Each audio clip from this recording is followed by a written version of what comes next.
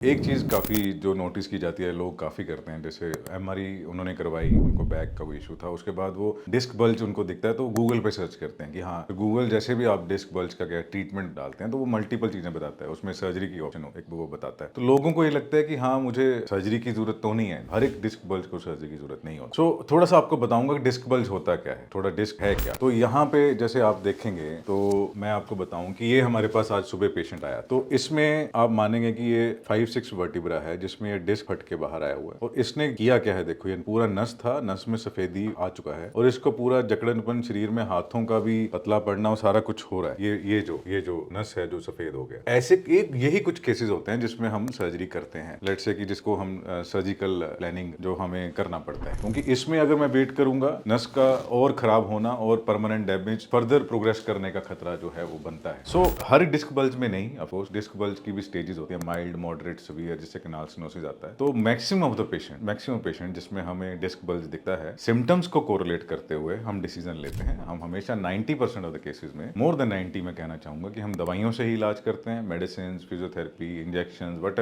जो मोडेलिटीज हैं सर्जरी से पहले। हाँ, अगर कोई ऐसा केस हमारे पास है जिसमें पेशेंट का पूरा शरीर ही जा रहा है तो हम फिर वेट करना भी गलत होता है। तो हमें उसको, जैसे आज इस पेशेंट को हमने काउंसल कर दिया है कि आपको कराना चाहिए, नहीं तो पूरा शरीर ही जाएगा। तो यही कुछ एग्जांपल्स हैं कि किस किस में करना होता है। जैसे लाइव एक पेशेंट आज आया था, मुझे लगा कि आपको दिखाना चाहिए किस पेशेंट में हमें सर्जरीज बोली जाती है। सो कोई भी ऐसी कंप्लेंट है, कोई भी आपको बैक पेन है, अगर एमआरआई करवाई है, कहीं भी आपको डिस्क बल्जेस आए हैं, तो सीधा सर्जरी का जो है वो ऑप्शन नहीं है, मतलब और भी मोडेलिटीज है। और प्लीज गूगल पे सर्च करना छोड़िए, गूगल एक आपको ओवरव्यू सा बताता है कि क्या है, मतलब क्या हो सकता है। वो ट्रीट नहीं कर पाएगा, ट्रीट हमेशा जो डॉक्टर्स हैं, स्पेशलिस्ट हैं, वही करते हैं। उनको पता होता है कि हाँ, ये बीमारी एक्सपीरियंस के हिसाब से यहाँ रुक जाएगी, क्योंकि उन्होंने एन नंबर ऑफ एमआरआईज देखे होते हैं। उस हिसाब से वो कोरिलेट करके आपको किस कैटेगरी में है बता देते हैं, उस हिसाब से आपका इलाज जो वो चलाते हैं और मैक्सिमम पेशेंट वो उससे रिलीफ भी होता है। सो गूगल छोड़िए, अच्छे डॉक्टर जो स्पाइन में अच्छा काम कर रहा है उनसे मिलिए। हाँ, लिवासा हॉस्पिटल में मेरे पास आ सकते हैं और जो नीचे दिए गए नंबर पे आप कॉल कर लीजिए। आपकी जो भी क्वेरीज हैं स्पाइन के रिगार्डिंग, डिस्क बल्जिस, सियाटिका, जो भी है आप पूछ सकें, आपकी जो पूरा जो है आंसर किया जाएगा। बाकी